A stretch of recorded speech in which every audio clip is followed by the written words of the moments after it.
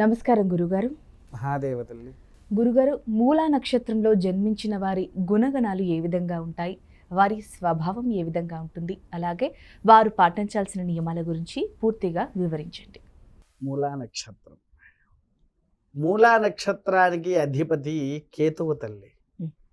డాంబికాలు బాగా అంటే ఎలా ఉంటారంటే తల్లి, దేనైనా పెద్ద పట్టించుకోరు, కేర్లెస్, దేని గురించి ఆలోచించరు, పక్కన ఎవరున్నారనేది కూడా చూడకుండా లడలడలడ వాగేస్తూ ఉంటారు, వాళ్ళకి నోటికి వస్తే అదే మాట్లాడేస్తూ ఉంటారు. ఈ మూలా నక్షత్రం వారి యొక్క స్థితిగతులు ఎలా ఉంటాయంటే, ముఖ్యంగా చెప్పాలి అంటే ఒక చంటి పిల్లవాడి ప్రవర్తన ఎలా ఉంటుందో అలా ఉంటుంది వీళ్ళది. కాకపోతే మంచి విద్యావంతులు అవుతారు, చదువు పరంగా అద్భుతం. ఎందుకనంటే మూలా నక్షత్రానికి అధిపతి కేతువు అయితే అదే మూలా నక్షత్రంలో జన్మించిందే సరస్వతి. సరస్వతి దేవి ఎంతసేపు సంగీత సాహిత్య కళల్లో ఉంటూనే ఉంటది.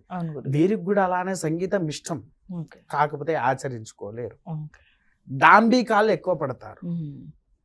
ఎందుకంటే మనం కుండలిలో 12 ఇల్లులు, హౌసెస్ అన్ని ఉంటాయి తల్లి.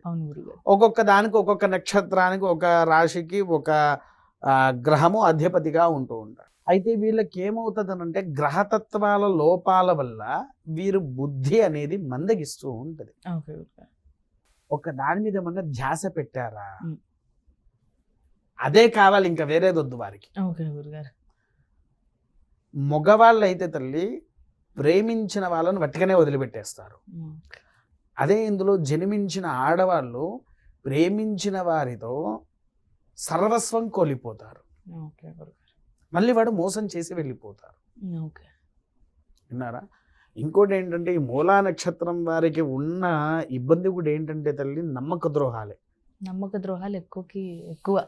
ఎక్కువగా ఈవెన్ వీళ్ళను తల్లిదండ్రులైనా సరే నమ్మక ద్రోహం చేసేది కూడా తెలియదు. చాలా జాగ్రత్తగా ఆచితూచి వ్యవహరించాలి, ఆచితూచి వాళ్ళు ప్రతి ఒక్క అడుగు ఆలోచనతో పోవాలి.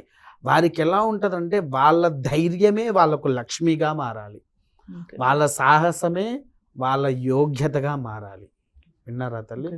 అంతటి గొప్పదే ఈ మూలా నక్షత్రం. కాకపోతే ఒకటేంటయ్యా అంటే గతంలో మనం చెప్పుకున్నాము ఏమని, ఆశ్లేష, పుబ్బ, ఉత్తర, విశాఖ, మూల, ఈ 5 నక్షత్రాలు కుజదోష జాతకాలకు సంబంధించినవే అని చెప్పాను. ఎందుకంటే వీరికి కుజదోషం లేకపోయినా నక్షత్రానికి కుజుడు దోషంగా ఉన్నట్టే శాస్త్ర విధిలో. వీళ్ళకు కూడా చూడు, వివాహం కూడా చాలా ఆలస్యంగా అవుతుంది. వివాహము కూడా చాలా ఆలస్యంగా అంటే ఆలస్యంగా అవుతుంది. మరి వీరు ఎలాంటి పరిహారాలు పాటిస్తే బాగుపడుతుంది అంటారు? వీరు తల్లి పరిహారాలు అంటవా, వీరు ఎక్కువగా లలితా సహస్రనామ పారాయణలు చేయాలి. లలితా సహస్రనామ పారాయణము ఆచరించాలి. తర్వాత రెండోది కూడా ఏంటి అని అంటే లలితా సహస్రనామంతో పాటు ఖడ్గమాలా స్తోత్రాన్ని కూడా చదవాలి. ఇది కనుక వారి చదివితే సకల యోగ్యతను కూడా పొందుతారు. మళ్ళీ సాయంకాలంలో అమ్మవారి సత్స్వరూపాలు ఏవైనా సరే, అంటే పోచమ్మ, మారమ్మ, మైసమ్మ, దుర్గమ్మ, శ్యామల, ఇలా ఏ దేవత ఆలయానికైనా వెళ్ళేసి సాయంకాలంలో అమ్మవారి ఎదురుగా దీపారాధన గావించి దీపారాధన చేసిన తర్వాత అమ్మవారికి 21 ప్రదక్షిణలు చేయాలి. ఎప్పుడు అది బుధవారం కానివ్వండి, శుక్రవారం కానివ్వండి ఆచరించాలి. ఈ బుధ శుక్రవారాల్లో ఆచరిస్తే వాళ్ళకు ఉండేటువంటి ఆ దోష నివారణ అనేటువంటిది జరుగుతూ ఉంటుంది తల్లి. వీళ్ళు వాడవలసినటువంటి బొట్టు అంటారా, నల్ల పసుపు అని పేరు ఎప్పుడైనా విన్నారా తల్లి? లేదు గురుగారు. నల్ల పసుపు పేరు వినలేదా? నల్ల పసుపు అని మనకు ఎంతో శక్తివంతమైంది. ఈవెన్ కరోనా వ్యాక్సిన్ కూడా తయారైంది నల్ల పసుపుతో. విన్నారా? పసుపులో మొత్తము 3 రకాల పసుపులు ఉన్నాయి. మనమందరం కూరల్లో వాడే మామూలు పసుపు ఒకటి, రెండవది నల్ల పసుపు, మూడవది శ్వేత పసుపు. అది ఏ రంగులో? తెల్లగా ఉంటుంది. అది ఆ పసుపు అది ఎక్కువగా మన ప్రాంతంలో కానీ మన సరిహద్దుల్లో కానీ ఎక్కడా దొరకదు. నిష్కలమైనటువంటి పవిత్ర ప్రదేశాల్లో మాత్రమే అది మొలుస్తుంది. ఓకే గురుగారు. పూర్వము సాధువులు జపాలు అవి ఆచరించారు కదా. కాకపోతే ఛత్తీస్గఢ్లో మాత్రం అదొక వనం ఉన్నదనేది తెలుసు కానీ నేను ఇంతవరకు అక్కడికి వెళ్ళి చూడలేదు తల్లి. అంటే ఋషువులు మనము టీవీలో దాంట్లో చూసినట్టు అది విభూది కాకుండా ఈ తెల్ల పసుపు కూడా తెల్ల పసుపు కూడా ఆ తెల్ల పసుపు అనేది దొరికిన వాడికి శివుడు వాడి ఇంట్లో కొలువై ఉంటాడు అనేటువంటిది శాస్త్రం అయితే ఉంది తల్లి. విన్నారా? ఈ 3 రకాల పసుపులో నేను వాస్తవానికి తెల్ల పసుపుని ఇంతవరకు కల్లారా చూడలేదు. ఒక పొరపాటునది నేను చూస్తే నా జన్మ ధన్యము అనుకుంటాను. ఎందుకంటే గ్రంథంలో ఉన్నాయి అవి. కంటికి కనిపించినవి మాత్రం 2 తల్లి. ఒకటి మామూలు పసుపు మనం ఎలాగో వాడుతూ ఉంటాము, అవి ఊర్లలో కూడా నాటు వేస్తారు, దానివల్ల కనిపిస్తుంది. రెండవది నేను ఎంతో కష్టపడితే 4-5 స్టార్టింగ్లో 4-5 కొమ్ములు దొరికాయి నల్ల పసుపు. దాని మధ్యలోకి వస్తే లోపల నీలపు రంగులో ఉంటుంది. ఓకే గురుగారు. పసుపు లోపల నీలపు రంగులో ఉంటుంది. దాని యొక్క సువాసన అత్యంత అద్భుతంగా ఉంటుంది పచ్చిదనం మీద ఉన్నప్పుడు. మళ్ళీ అది ఎండిపోయింది అనుకోండి, మనకు ఎటువంటి సుగంధము ఉండదు దాంట్లో. మరి అది ఎలా నిల్వ ఉంచాలి గురుగారు? అంటే ఎలా చేస్తారు నిల్వ ఉంచడానికి? నిల్వ ఉంచడానికంటే తల్లి ఏదైనా సరే ఎండిపోక తప్పదు. మనం ఎంత నిల్వ ఉంచాలనుకున్నా అది నిల్వ అవ్వదు.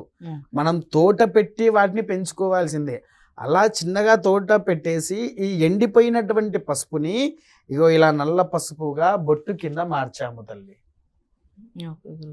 ఇది కూడా సువాసన ఉంటుందా గురుగారు? పొడి అది ఎండిపోయిన తర్వాత సువాసన అనేది చాలా తక్కువగా ఉంటుంది. కాకపోతే దీనికి ఒక విశేషం ఉంటుంది. నీ దగ్గర వాటర్ ఏమైనా ఉన్నాయా తల్లి? ఉన్నాయి గురుగారు. ఒకసారి తీసుకో. సరే, దాంట్లో చెయ్యి పెట్టు, వేలు పెట్టు నీళ్ళ చుక్కలో. దీన్ని ముట్టుకోనా గురుగారు? లోపల పెట్టు. మళ్ళీ దాని మీద ఒక చుక్కను లైట్గా అట్లా టచ్ చేయి. ఎరుపు రంగుగా మారిపోయింది. అవునా? ఆ బొట్టు పెట్టుకుంటే చాలు తల్లి, మనకుండేటువంటి సకల దోషాలు తొలగుతాయి. ముఖ్యంగా దిష్టితో సహా. చూడండి ఎరుపు రంగులోకి వచ్చింది.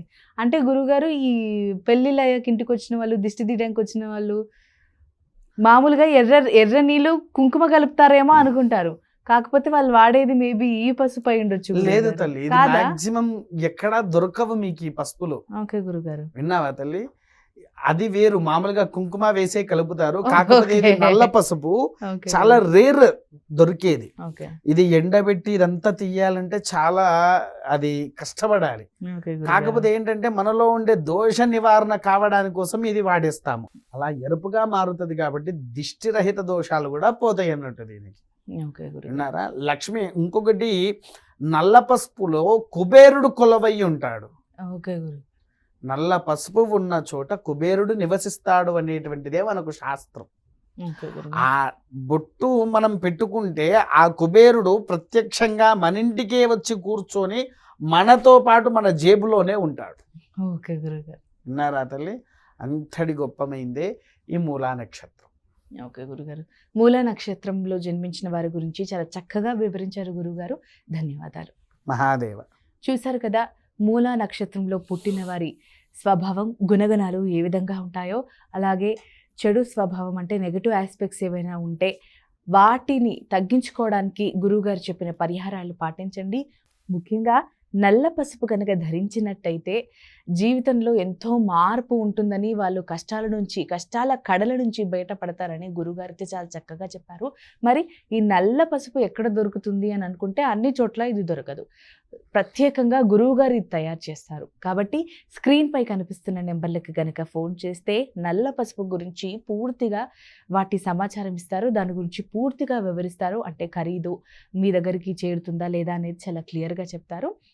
అది కనుక కొనుగోలు చేయాలనుకుంటే నేను ఇంతకుముందు చెప్పినట్టుగా స్క్రీన్ పైన కనిపిస్తున్న నెంబర్స్కి కాల్ చేయండి.